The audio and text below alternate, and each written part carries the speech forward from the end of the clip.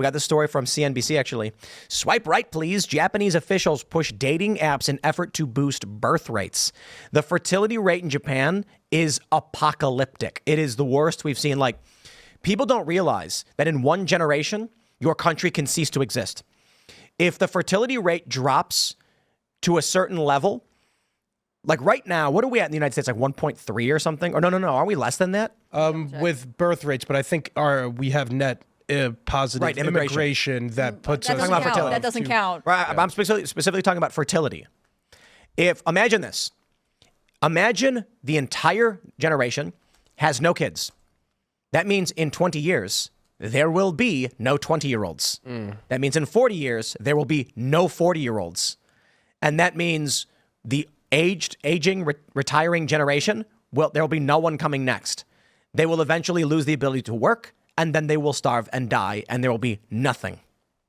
Japan is facing increasingly something like this. United States is 1.84. Okay. Oh, not bad. Fertility, right? Wow. So that's not good, though, right? Remember, replacement rate is like 2.3. Yeah, but in like China, they're at like 0.9. So we're doubling some of these guys. Oh, wow. Good. I'm so glad that the entire world's about to collapse. Japan is at 1.3. Wow. Wow, man. And their current population is 125 million. South Korea, I'm on the CIA's website. Is 1.12. Wow. Isn't that crazy? Like, it'll all just fall away. Yeah. And especially for Japan and South Korea, which are really have a strong sense of culture and identity that is passed down through your family and through your community. Like, if you don't produce people, you're literally everything about your culture that's unique goes away. Yeah. It's wild. I think when people talk about, like, oh, it should be women's choice to have kids and whatever else, like, I don't want people who hate children to have them. On the other hand, like, it matters if your country is having its own children. Yeah. South Korea is 0.81 births per woman as of 2021. I think we're going to have a reckoning and have to deal with the consequences of technology and the consequences of feminism that we might have initially thought were good things. For example, things like birth control, obviously make less babies around. The ubiquity of abortion, things like that, birth control. Teen pregnancy isn't a thing anymore. A couple of decades ago, it was pretty common. So the unintended consequences to that, although seems kind of obvious is less children. And where does that lead us? People don't end up having children or as many children as they would have had down the line. Well, this is why I think that the decades-long attack on the family is such a bad thing. Like, the idea that the government would sort of make social services that replace the role that the father traditionally used to have. The idea that we would tell women, actually, it's really important that you're in the workforce, and the labor that you do at home is not as important. I mean, remember, we had a Bureau of Home Economics at one point because we believed that the home and the family unit was central to our economy. And instead, we've made it like about the individual and about keeping women and men in the workforce with as few dependents as possible. And I just think that was obviously not about the welfare of our culture. It was about servitude to the state. Yeah. And creating consumers. Yeah, it's awful. And again, so I really think Melania Trump, should she be first lady again, which I really hope she is. She's really good at it. We should forget be best. We should make family first be her initiative. We should talk about how important it is to value and cherish your family because it's part of our culture. And that includes having children, but also like being there for your grandparents, being there for your parents as they age. Like we should stop making it about ourselves only. It should be about the community, which I think I really, really believe starts with the family. Yeah, and we've really come on such a turbulent time socially, culturally, with how the genders view each other. Some people don't even know what gender they are, and the consequences people to that. Who need strong families to guide them through life. Lack of religion decreasing in our society. Women not out earning in all cases, but women matching how much men make marriages more difficult for whatever reason that we could dive into. But there's so many of these smaller things. Christina, what do you think? Yeah, I mean, I think more women are graduating from college too. I'm very concerned about like young men, the future of young men, because I feel like they're checking out from society. Yeah. They're also checking out from dating. So and we have a culture that treats them like they are a burden, not even just like they're not an equal part. Like people actively treat, especially, young straight men, as if they are society's problem. I think that's awful. I'm conflicted because in and of itself, many of these things aren't bad. Like women graduating at higher rates than men isn't necessarily a bad thing, but some of these unintended consequences that we're seeing as a result of them leading to the decline in birth, which is, I don't think, something that we thought was a problem 30 years ago, Right. is the issue. And then how to deal with that. Because again, I guess we don't want to, there's no way to put the ketchup back in the bottle or something once this is out of the bag. Toothpaste back in the tube. Toothpaste out of the tube. Once this is out of the bottle, we can't, it's very hard. I think it's easier to encourage women to have less children than it is to encourage women who have few children to have many more. So Yeah. It's just cultural. If, we were talking about this this morning, and we talked about on the culture war. If society is showing young women, all the movies are women doing masculine things. You've got either men as the heroes or women as the heroes, but even when the women are the heroes, they're doing things men associated with masculinity. What's going to happen? Humans desire compliments. Humans want to know that they're doing the right thing. They want commendation. So for young guys, go back 200 years. What do they want to do? They wanted to join up. I want to join the Continental Army. Go back to 1776. They really wanted to fight. They wanted to be a part of something. They wanted to be the great adventurer. They wanted to be known for the great works they did. And women wanted to raise families. And they were concerned about who they were going to marry and how they were going to have a family. Why? Because when the women would go hang out with women, the women were all talking about the great things they're doing with family.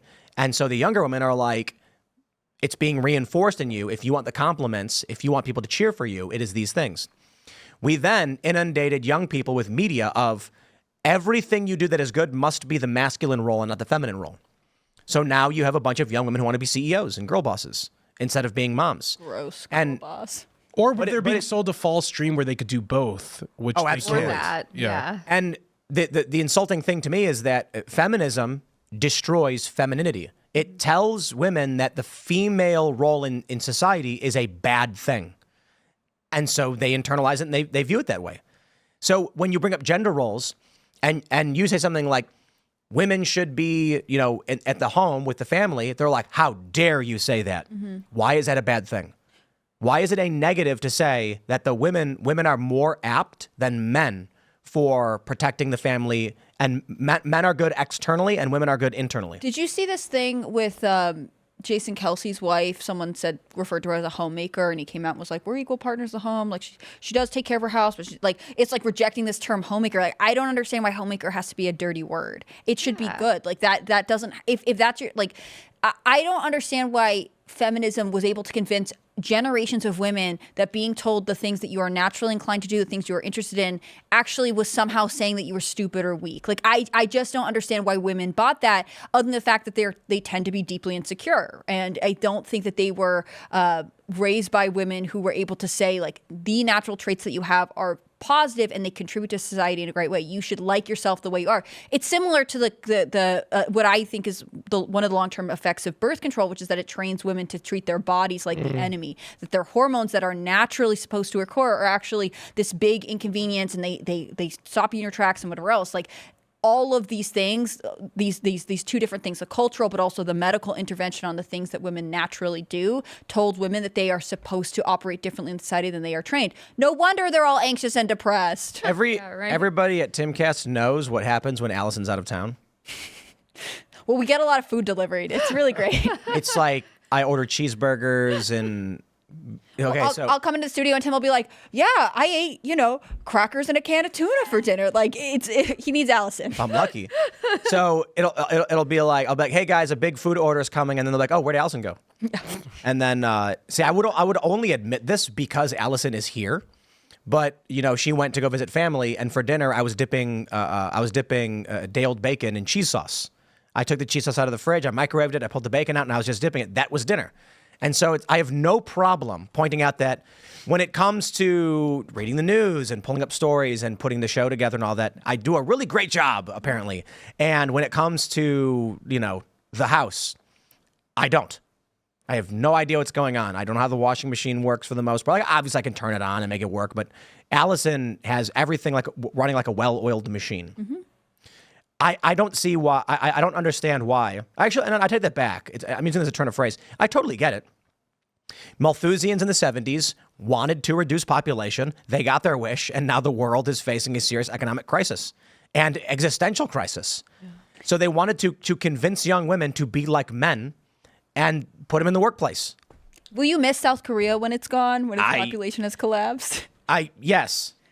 I think we all will. South Korea right? needs you, it sounds like. Well, it's not even South Korea. yeah. Like, it's just the fact that there are countries that will just cease to be as we know them. They will just not be there because ultimately their populations decided that maintaining being a population wasn't worth it. I think a solution here is that conservatives or some conservative-minded women need to reclaim feminism. I believe in the past it wasn't always completely defined by leftism, to the point now when I think of feminism, I'm thinking of people who believe that sex work is real work, like that seems to be their top of issue mind, and that all women are real women, and that trans women are real women. That seems to be this, I don't know, second, third, first, second, or third or fourth wave feminism. But in the past, I believe feminism was claimed by the women in the temperance movement or something like that. So No, I don't agree.